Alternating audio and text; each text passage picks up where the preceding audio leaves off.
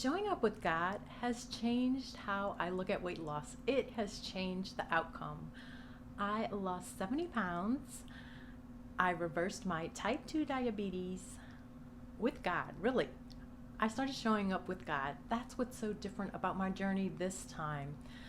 Because I'm telling you, I'm 57 years old. In the past, I have been the yo-yo dieter, ups, downs, losing weight, gaining weight, losing it for this, for that, never really for myself.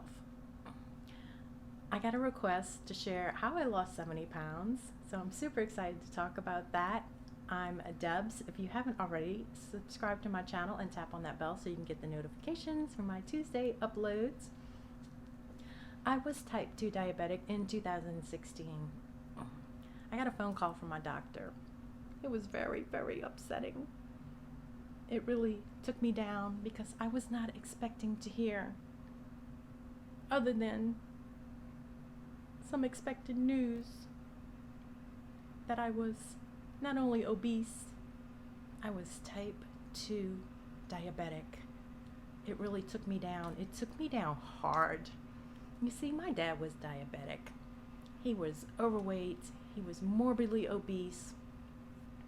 He struggled with so many health problems. I was headed down that road. I was in my 50s and I was crashing. I was going down. So today, this 57-year-old, almost 58-year-old woman shows up with God. I didn't grow up in a Christian home, not a Christian family. It just kind of happened. I hit my 50s, started this weight loss journey, spiritual, healing, mental, physical, the whole works, the whole 9 yards. I've gone through it. It's been incredible. I call it painfully beautiful because part of going through any trauma, if you're a survivor of mental and physical abuse like myself, is it's healing and not going back to your old ways and old habits. So I'm here to talk about all that today. I got a request to share how I lost 70 pounds. I got that phone call, 2016 of July 1st. You are type 2 diabetic. I'm going to put you on medication. I was on the other end, literally begging, please, I will change. Give me 3 months. I will quit sugar. I got off that phone and I quit sugar cold turkey. Me. I was addicted to sugar. I don't know how I did it other than God, because I started praying and started asking God and calling upon God and just believing that somehow there was this strong power within me, so strong, so fierce, that I was going to do this. I had no idea how. I just knew that I was determined, had a strong will that I didn't even know I had at the time, that I was going to do this. Not only did I do it, within 3 months, I reversed my type 2 diabetes. It has been an incredible road. I've had many ups and downs. It's part of the journey. That's really the only way we grow. So I just started doing all my research, right? Because I didn't know what I was going to do. I just knew I was going to quit sugar. That was the first step. Take that first step and do something good for you, whether it's give up sugar, alcohol, cigarettes, whatever it is. I invite you to do that, to give it up today for your health, for you, because you deserve it. You deserve to be healthy and strong and fit. I gave up the sugar. Then I started doing all this research. Well, how many carbs should I eat? Somehow I just knew I needed to give up carbs, right? Because I was addicted to sugar. The doctor had looked at me my first visit and said, you're obese. You need to eat less. What? Eat less? You don't even know my history. You know nothing about me. And here you are telling me to eat less. I'm not knocking doctors. I'm just saying you shouldn't just look at a person, assume that they eat all kinds of stuff, because I was eating healthy. But my problem was I wasn't sleeping. So I wake up and hit that sugar to get that energy.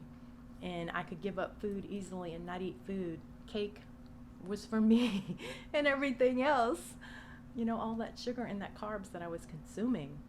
I'd given up fast food in like 2005 or something like that. So I wasn't even really eating fast food. I would eat salads and stuff like that, but I didn't really care to eat. It was junk food, That was my addiction. I'm a sugar addicted to sugar. Former sugar addict.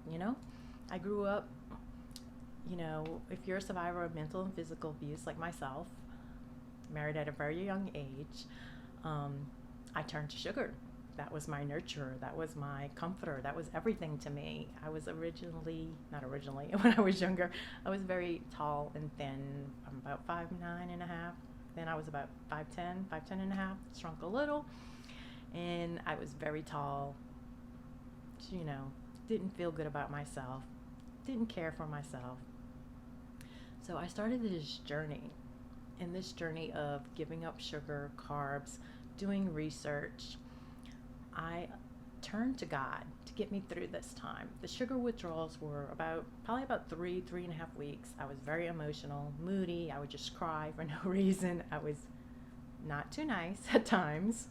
I was a little witchy, and I just knew that I needed to reduce my carbs. So I started doing research. I never did keto because I didn't know anything about keto. I just knew that I wanted to lower my carb intake, and I would write everything down. So I was eating probably like 70 to 150 carbs a day. So from that range. The dietitian actually wanted me to eat more carbs because I was losing weight so fast. The weight was just coming off. The pound was just coming off. Of course, I'm retraining my metabolism to start burning calories because I'm eating, and I'm not eating sugar.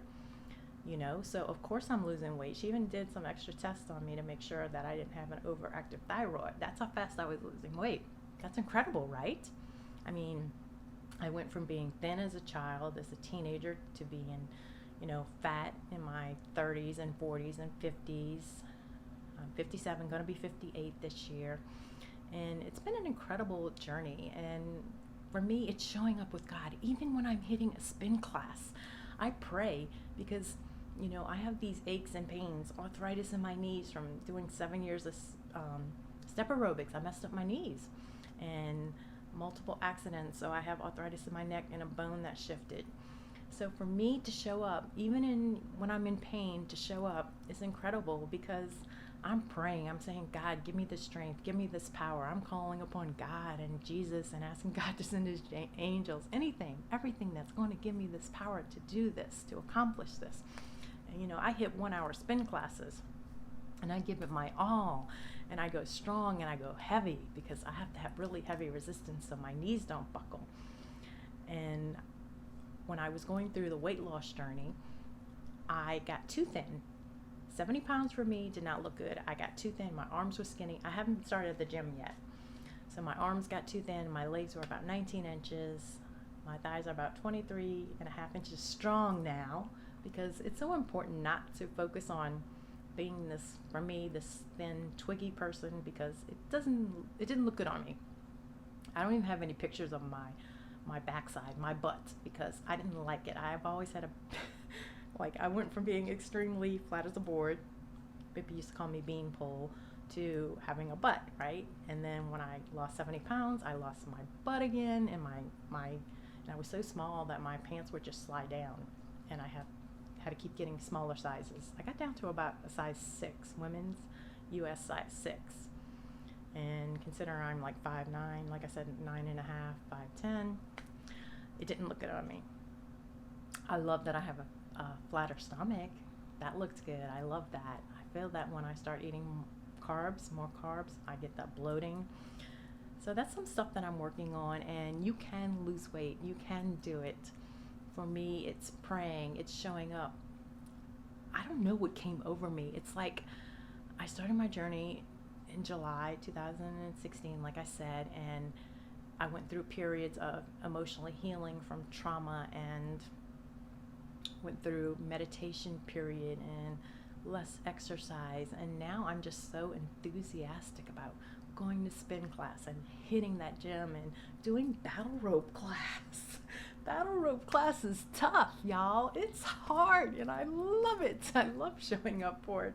I love pushing my body and doing stuff that I felt that I could never do.